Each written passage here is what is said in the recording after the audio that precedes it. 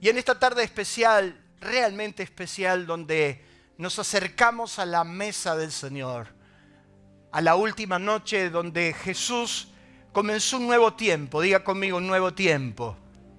Un tiempo especial donde sus discípulos estaban ahí presentes, pero junto a ellos estábamos nosotros. Junto a esos 12 muchachos temblando de miedo, muertos de miedo por lo que venía, también estuvimos nosotros. Ahí estaban todos, los aprobados y los desaprobados, los que traicionaron, los que pidieron perdón, los tímidos, los aventureros. Pero ahí estaban muertos de miedo porque el maestro le era quitado y entonces él comienza un nuevo tiempo que hoy nosotros celebramos juntos. La Cena del Señor no es cualquier reunión y es una reunión donde nunca te la tenés que perder porque preparamos nuestros corazones para renovar nuestros pactos delante de Dios. Pero permítanme hablarles en esta tarde acerca del amor que dice ahí, correspondido. Y hay una palabra que durante toda la semana el Espíritu Santo me despertó. Suele hacerlo. Yo a veces le pregunto si tiene algún problema allá arriba con el horario, porque no se da cuenta, es un desubicado. Me despierta a las 3, a las 4. No era la verdad. A esta altura, Gustavo, ya a las 3 de la mañana nos levantamos para ir al baño, ¿verdad? Y cada vez que me despertaba, venía este texto a mi mente, a mi corazón. Y ojalá te llegue tan adentro como me llegó a mí. El apóstol Pablo en 2 Corintios, en el capítulo 5, versos 14 y 15, hablando de la realidad de la cruz, dijo, porque el amor de Cristo nos, ¿qué dice ahí? Constriñe. Pensando esto, que si uno murió por todos, luego todos murieron. Y por todos murió. Diga conmigo, por mí también. Y por todos murió, para que los que viven ya no vivan para sí, y quiero que usted subraye, sino para aquel que murió y resucitó. Y por todos murió. Pero ahí hay una cláusula que usted tiene que saber leer, una cláusula de reciprocidad. Muchas veces nos dijeron, el amor de Dios es tan incondicional que no te pidió nada, es verdad. Pero permítanme por un minuto hablarles del amor correspondido. El amor de Cristo, dice Pablo, me constriñe. Otra traducción para que lo entienda bien, dice, el amor de Cristo nos apremia. Y otra traducción dice, el amor de Cristo nos obliga. Dando a entender de que el amor de Dios, cuando nos paramos frente a Él, cuando observamos lo que Él hizo por nosotros, de alguna manera nos obliga, nos apremia, nos involucra, nos hace entender de que también tenemos una obligación.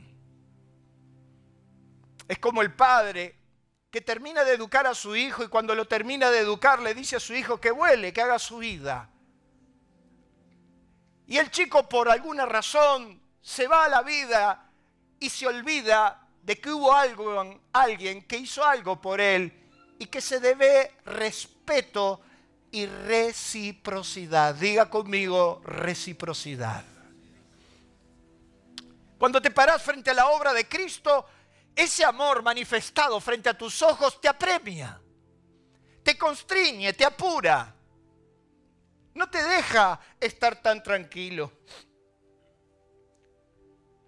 No existe en la vida una experiencia más gratificante, y me he escuchado hablar varias veces y plena, que nos llene tanto y nos haga tan felices como la de amar y ser amado. ¿Será porque Dios, quien nos hizo a su imagen y semejanza, no se le olvidó de poner esa capacidad dentro nuestro? Porque a Él, eso realmente, ¿qué dice ahí? ¿Lo hace O sea, no solamente nosotros tenemos esa capacidad de amar y ser amado, sino que esa capacidad que también nació y está en el corazón de Dios, es la capacidad que Dios tiene, es el momento que Dios tiene de sentirse plenamente feliz y contento cuando ve que tanta siembra de amor hizo que la gente que lo recibió también le devuelva en amor. Por eso amamos a Dios. ¿Cuántos dicen amén?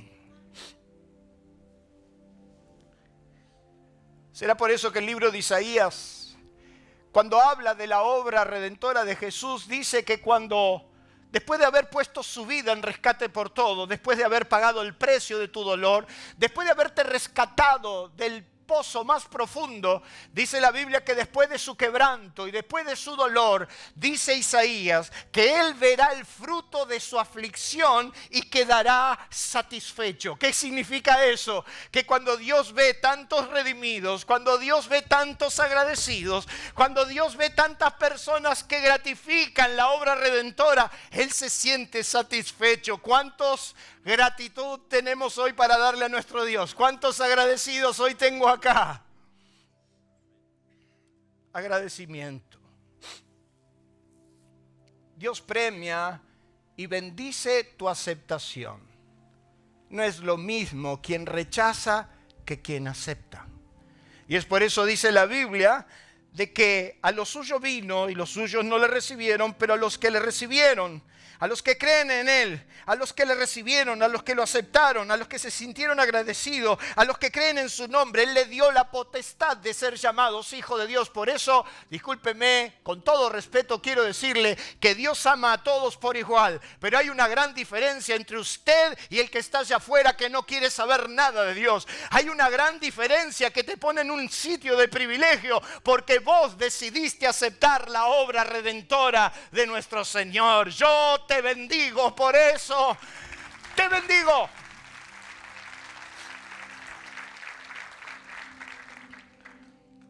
Pensar en la cruz, y quiero que lo mires, pensar en la cruz y en el sacrificio de Cristo nos tendría que poner un poco, dígamelo usted, incómodos.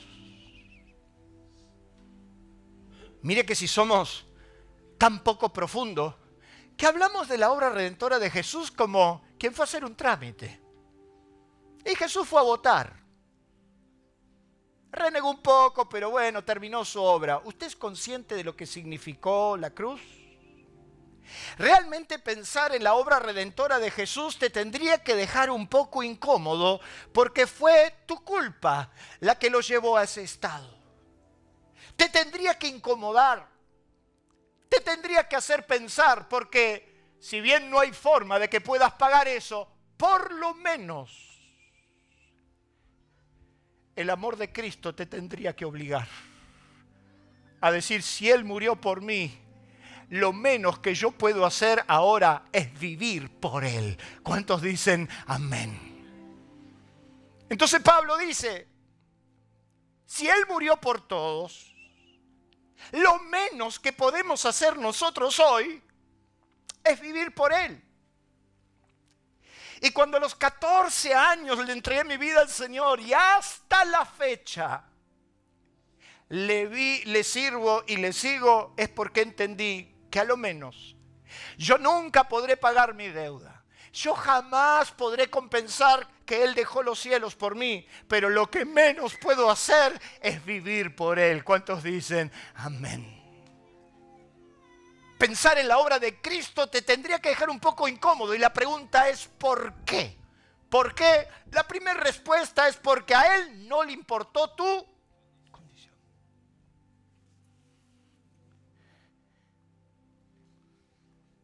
No importó si sos argentino o europeo. Mire que a los argentinos Dios lo tiene que amar mucho, ¿eh?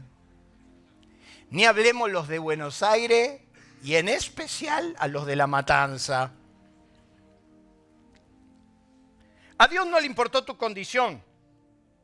Dice el apóstol Pablo en el libro de los Romanos, Porque Cristo, cuando aún éramos débiles, a su tiempo murió por los impíos. Ciertamente apenas morirá alguno por un justo. Con todo, pudiera ser que alguno osara morir por el bueno. Yo en lo personal, bajo ningún concepto, bajo ninguna condición, por ejemplo, daría mi vida por Gustavo. No. Toca bien, yo ya se lo dije, hace 36 años que lo escucho. Cuando él toca, no sé, yo a veces me arrodillo acá y cuando él toca, uy, el corazón se me... No, yo ya lo sé. Pero morir por él, no. Como seguramente que vos no morirías por mí. Y si vos no morís por mí.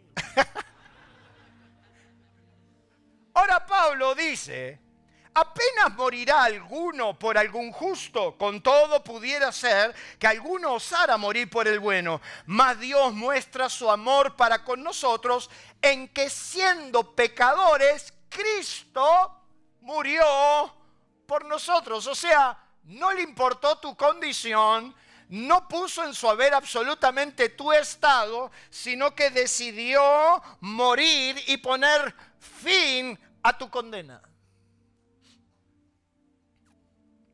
No le importó tu condición. Mateo, el que escribió el primer evangelio, conocido por todos como Leví, como el recaudador de impuestos. Por si usted no lo sabe, los recaudadores de impuestos eran los verdaderos traidores a la patria, porque Roma cobraba un impuesto anual por adelantado. Y entonces los recaudadores de impuestos, ¿qué hacían? Financiaban el impuesto con intereses. Entonces, ¿qué pasaba? Al principio de año, los recaudadores de impuestos, que eran judíos de la propia nación, pagaban los impuestos anuales de los comerciantes. Y todos los meses, los comerciantes, cuando iban a Jerusalén, tenían que pagar el tributo, a los cuales también se le cobraba un interés que, si bien estaba regulado, muchas veces los publicanos, conocidos así, cobraban lo que querían. ¿Por qué era considerado como un traidor a la patria? Porque en el libro de Levítico, capítulo 25, de Deuteronomio, capítulo 23, estaba establecido en la ley de Dios que nunca se debía cobrar interés a los hermanos. O sea, estaba penado por la ley. No se le podía cobrar ningún interés a tu propio hermano, sino que lo tenías que ayudar. Si querías ayudar, lo hacías de onda, pero no tenías que cobrar intereses.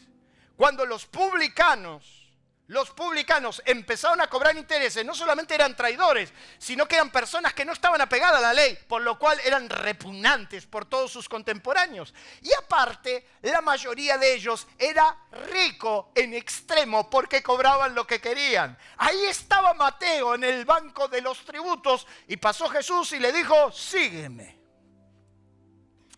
A lo que Mateo respondió con un almuerzo en su casa. Y parece que el muchacho tenía mucho dinero porque eran muchos. Y entonces los fariseos y los hombres de la ley dijeron, mira la casa de Mateo está llena de publicanos y escuche, pecadores. La Biblia no hizo la lista de los pecadores, pero me imagino que debía ser una lista extensa porque todo el mundo reconoció que en esa casa, ese día, estaba llena de pecadores. Ahí estábamos todos, los caputos, los galos, los príncipes. No, los príncipes son santos, pero los lunas sí. Si vos veías a los lunas, decía fuimos. Ahí están los peores. Y entonces dice que todos los fariseos y todo el mundo decía, mira cómo se junta con publicanos y pecadores. Y aconteció que él, estando sentado a la mesa, todos los publicanos y todos los pecadores habían venido a verlo. Y se sentaron con él en la mesa con Jesús y los discípulos. Y cuando lo vieron los fariseos, dijeron, ¿por qué vuestro maestro se junta con los publicanos y los pecadores? Y al oír esto Jesús le dijo, los sanos no tienen necesidad de médico, sino los enfermos. Id y aprended lo que significa misericordia quiero y no sacrificio, porque no he venido a llamar a justos, sino he venido a llamar a pecadores al arrepentimiento. Si usted estaba ahí, denle un fuerte aplauso a Dios por eso, porque a Él no le importó tu condición. No te preguntó en qué fango anduviste.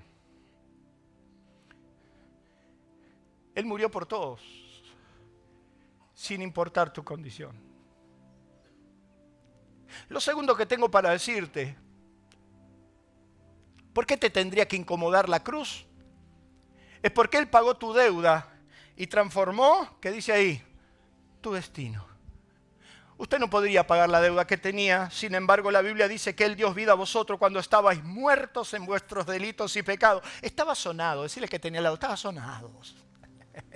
Vos sí que estabas sonado.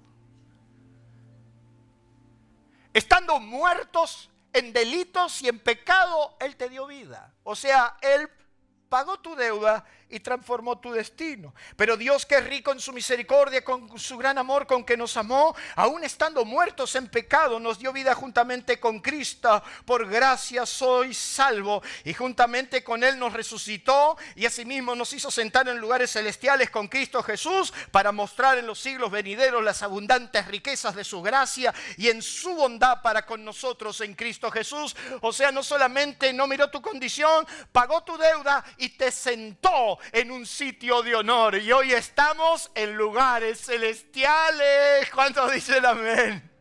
Lugares celestiales. ¿Para qué? Para mostrar la bondad. No tengo dudas que Dios te eligió a vos para mostrar a tu entorno de que Él puede hacer con quien quiera, de la manera que Él quiere y de la manera que Él puede. Él pagó tu deuda y transformó tu destino. Por eso quiero decirte que hay algo que es mucho más poderoso que el pecado, y es el arrepentimiento. El pecado destruye, pero el arrepentimiento te sana. ¿Cuántos dicen amén? Todos los evangelios dicen que Jesús fue crucificado junto a dos malhechores. Y yo quiero decirle que a la gente no se la crucificaba porque había matado una gallina. Eran malhechores, en serio. La Biblia nos dice, tanto Mateo como Marcos, que los dos se burlaban de Jesús. Y los dos le decían, mira, si vos te la dabas de rey, mira cómo terminaste. Pero el Evangelio de Lucas dice que aparentemente uno, en algún momento, es como que volviendo en sí, se dio cuenta y dijo, mira, la verdad que nosotros estamos acá y bien merecido lo tenemos. Nosotros merecíamos esto. Quiere decir que esos hombres eran malos, pero de los malos. Nosotros estamos bien acá. Y está bien que nos asesinen de esta manera, pero este no. Y entonces dice que vuelto el Señor le dijo, acuérdate en tu reino cuando vengas. Y entonces Jesús le dice a ese hombre, en un instante, en un segundo, sin ni siquiera estar preparado, sin ni siquiera hacer el curso de Néstor, ni había hecho los seminarios de Dieguito ni de Angelito, no había ni siquiera bautizado, no vino y se tiró a la pileta, no hizo nada de eso. En un instante Jesús le dijo, hoy entrarás conmigo en el paraíso. Escuche. El cielo despidió el verbo. La Biblia dice que Jesús se hizo carne en el vientre de María.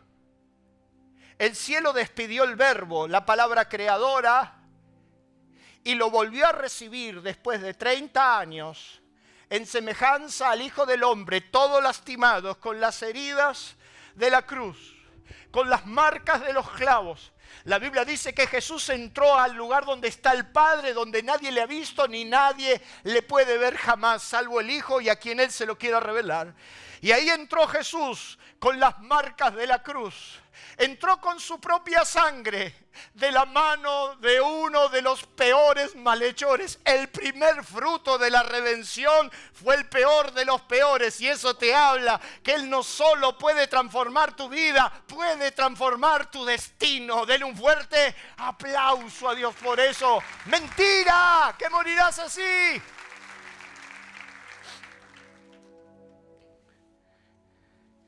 Jesús entró en las moradas eternas de la mano del malhechor. Yo me lo imagino a los ángeles esperando el momento y entrando Jesús con el peor de los peores, presentándoselo a todos, el primer fruto de la redención. Pero ¿por qué tendrías que estar incómodo con la cruz? Mire lo que dice ahí. Porque te dio un lugar. ¿Qué dice ahí? Dígalo, ¿en dónde?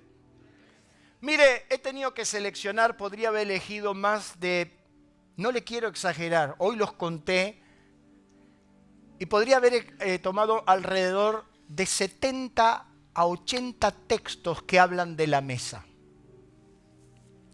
Porque en la antigüedad,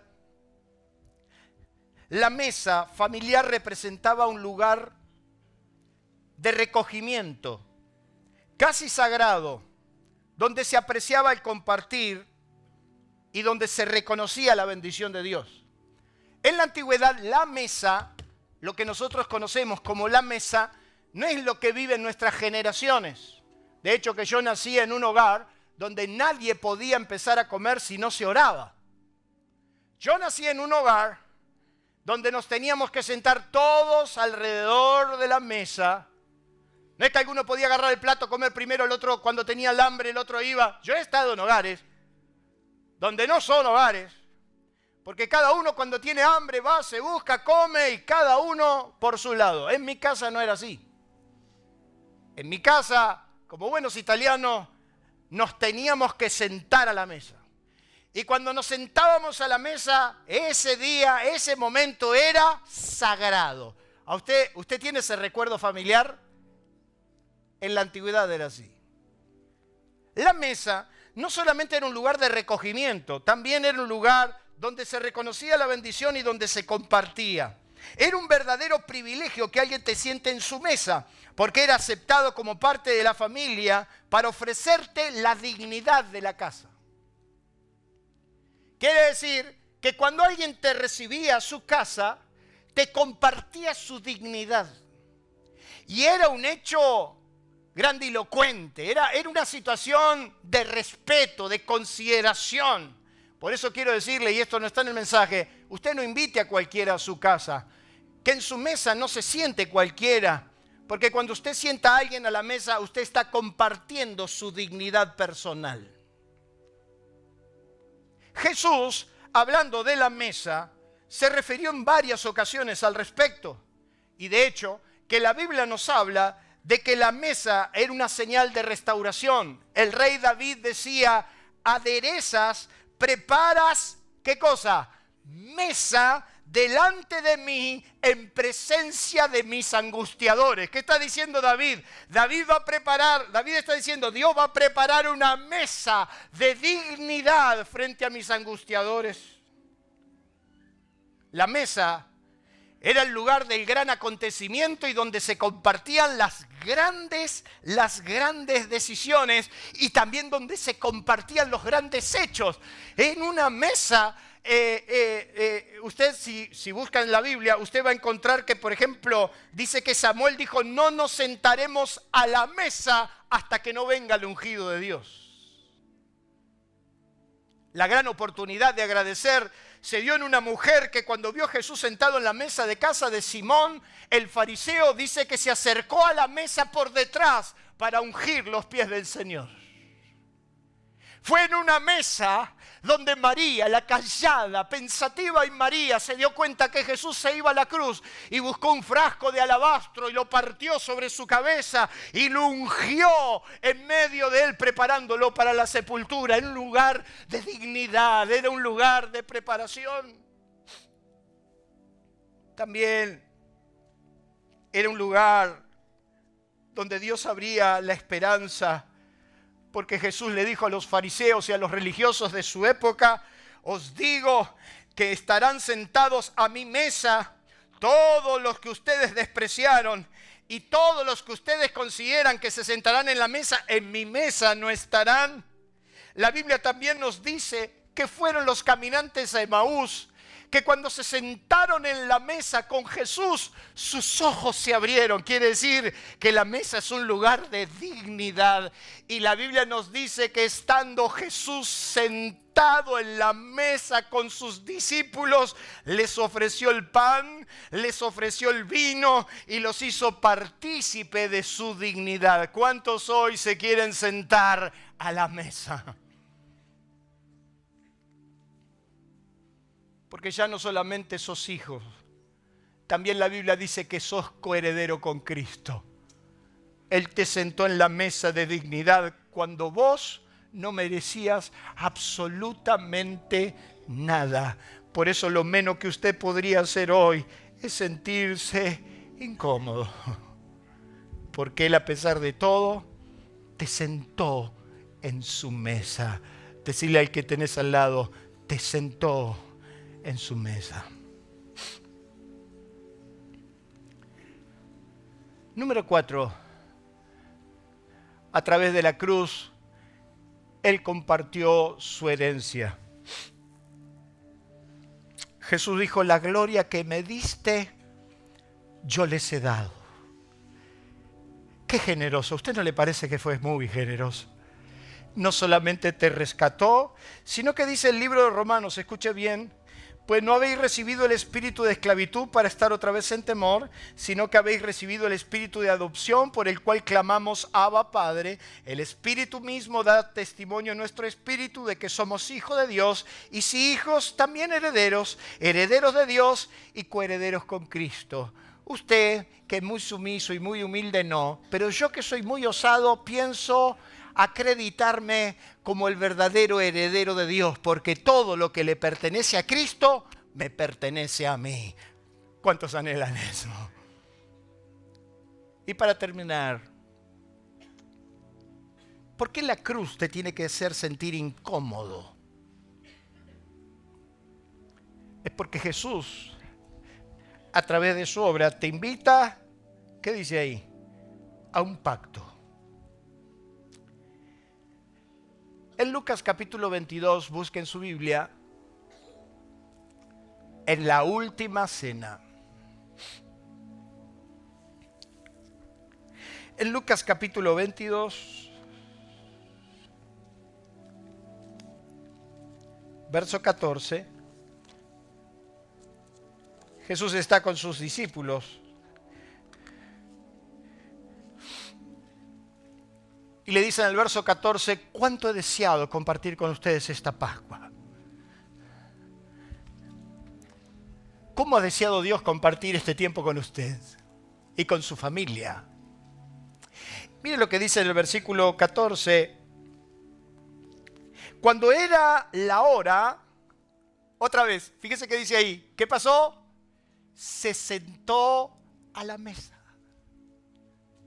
A la mesa que los hizo parte.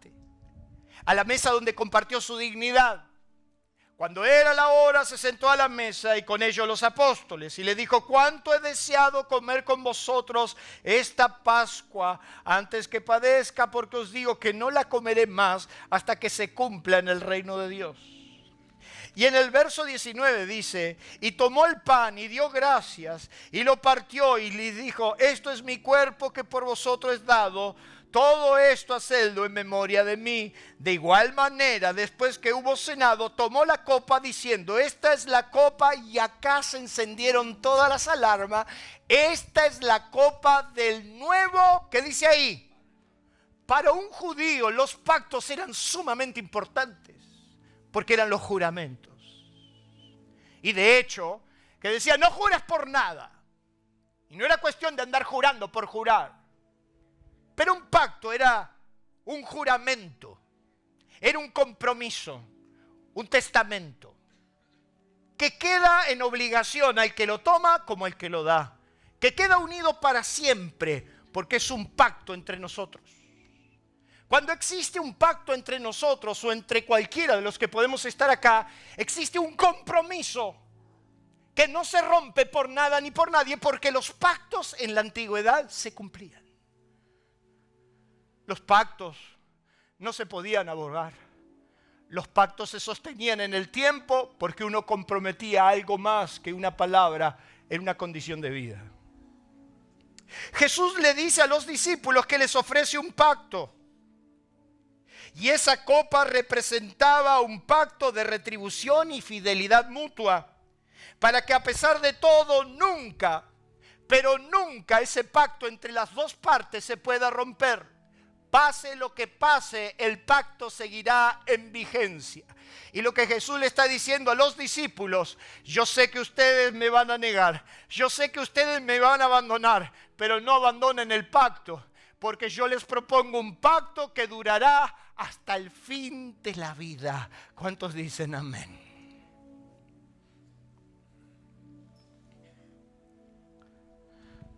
Si te hacen la misma pregunta en menos de 5 minutos por 3 veces, ¿qué estarás pensando? Si a vos te preguntan 3 veces lo mismo en menos de 5 minutos, lo menos que podés estar pensando es que estoy respondiendo mal, que estoy respondiendo apurado y que no estoy entendiendo lo que se me está diciendo. Jesús, la última vez que se apareció, una de las últimas veces que se apareció a los discípulos, lo enfrentó a Pedro. Y usted ya sabe lo que ha pasado. Pedro le había negado de la peor manera. O sea, el error de Pedro era singular. Y Jesús le hace a Pedro 3 preguntas en menos de 5 minutos en relación a un solo tema. Le dice: Pedro, ¿me amas? Ay, ay, ay, ay, ay, ay, ay. Justo a Pedro, que lo acababa de negar. ¿Me amas? Yo he escuchado todo tipo de definiciones, Gustavo, de que las 3 preguntas iban relacionadas a los 3 tipos de amor: el amor ágape, el amor eros y el amor filios. Y que le preguntó primero como el amor filos, después con el amor agape. Mire, mire, deje esa tecnicatura para otros que son más inteligentes que nosotros. Nosotros vamos al hueso. Le hace 3 veces la misma pregunta porque Pedro no entendía. Porque Pedro estaba dando una respuesta equivocada. Porque Jesús le dice: Pedro, después de la que te mandaste, ¿me amás? Sí, Señor, tú sabes que es como los hermanos, amén, amén, amén, amén, amén.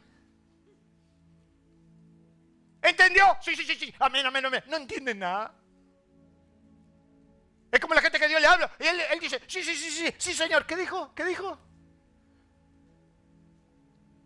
Entonces Jesús lo mira a los ojos a Pedro y le dice: Pedro, después de la que te mandaste, te quiero hacer una pregunta. Porque nosotros celebramos un pacto, ¿te acordás? Nosotros, hace unos días atrás, en la Pascua, ¿te acordás? En allá arriba, ahí donde estábamos, ¿te acordás? Yo celebré un pacto con vos y vos te mandaste la que te mandaste. Ahora te vuelvo a preguntar, Pedrito mío, del corazón de la vida. ¿Me amás? Sí, Señor, tú sabes que te amo. ¿Me amás, Pedro? Sí, Señor. Pedro, ¿me amás? Y entonces dice que Pedro, entristecido, porque le preguntó por 3 veces la misma pregunta. Dios, Señor, tú lo sabes todo. Y entonces me lo imagino a Jesús que mirándole al Pedro le habrá dicho: ahora entendiste. Señor, tú sabes que te amo. Pero hacía mucho frío esa noche y yo me arrimé al fuego que no me tendría que haber arrimado y me apretaron y respondí mal. Creo que en esa respuesta de Pedro estaban todas las explicaciones para decirle: yo sé que te traicioné de la peor manera, pero era la noche, era la circunstancia, te habíamos perdido, no sabíamos si quedabas o no quedabas, sabíamos que te habías ido, no sabíamos si volvías, ¿qué querés que haga?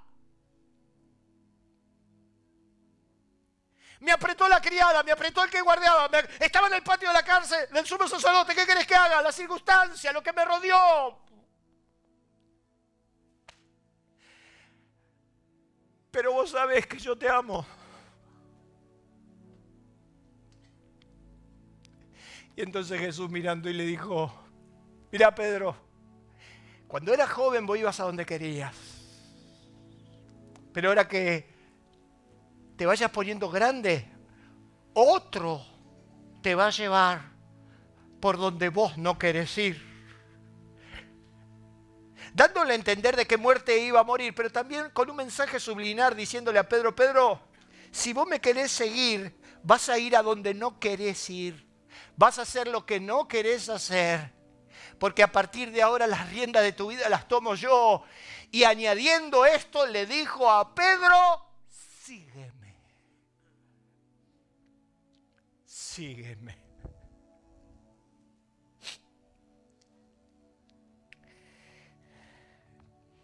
la pregunta en esta noche es si amás tanto a Dios que sos capaz de seguirlo a pesar de todo. Y te lo voy a preguntar por 3 veces porque me estás respondiendo como Pedro. ¿Tu amor por Dios es tan profundo que podés seguirlo a pesar de todo? Al pobre Nicola nadie le dijo que si él sembraba para el reino, Dios lo iba a prosperar. Y mi viejo, mi querido viejo, sembró templos por todo el país. Mi querido viejo glorificaba a Dios cuando lo sacaba acalambrado de una diálisis. Y me enseñó que a Dios se lo sirve a pesar de todo, a pesar de cualquier circunstancia, y que cuando le das el sí a Dios es para seguirlo hasta que te mueras. Entonces te vuelvo a preguntar por 3ª vez, si tu amor por Dios es tan real que lo podés seguir a pesar de todo. Vaya a saber qué va a pasar con nuestro bendito país mañana. Abróchese, arrancandonga. ¿Qué me importa? Si el que se subió a la barca de mi vida me dijo que yo iba a pasar al otro lado a pesar de la tempestad, entonces te vuelvo a preguntar. Lo que hoy no se dice, lo que hoy no se pregunta, porque a la gente le dice, vení, seguilo a Dios que estás en un kinder. Yo te digo otra cosa. Yo te digo si sos capaz de seguir a Jesús a pesar de todo. Porque cuando todo el mundo le seguía a Jesús, dice que Jesús dijo, miren que mi camino no es fácil, porque mi cruz es ligera, ya lo sé, pero nadie que no me quiera seguir no debe dejar de entender que se tiene que negar a sí mismo, tomar su cruz cada día y... Ahora yo quiero que usted lea eso. Corresponder es de gente educada. Saque lo espiritual. Corresponder. Si alguien te dice buen día, ¿qué se responde? Porque corresponder es de gente. Si a usted le hicieron bien, ¿qué corresponde? Si es educado, no si es un hijo de Dios. Si usted es educadito, porque es una cuestión de educación. Si alguien le dio algo bien, es de gente educada responder bien. Si alguien te saluda bien, como educado, si alguien te dio respeto, como gente educada, o sea, corresponder es de gente educada. Y Pablo dijo, el amor de Cristo nos obliga porque Él murió por todos. Y si Él murió por todos, ahora los que murieron y vivieron deben vivir para Él hasta siempre. Porque es de gente educada corresponder el amor. Pero mira lo que sigue diciendo. Amar es de abnegados. ¿O no? Corresponder es de educado, pero amar es de abnegados, de sacrificados, porque el amor involucra sacrificio. ¿Cuántos dicen a mí? ¿Cuántos matrimonios tengo acá? ¿Dan fe de esto o no?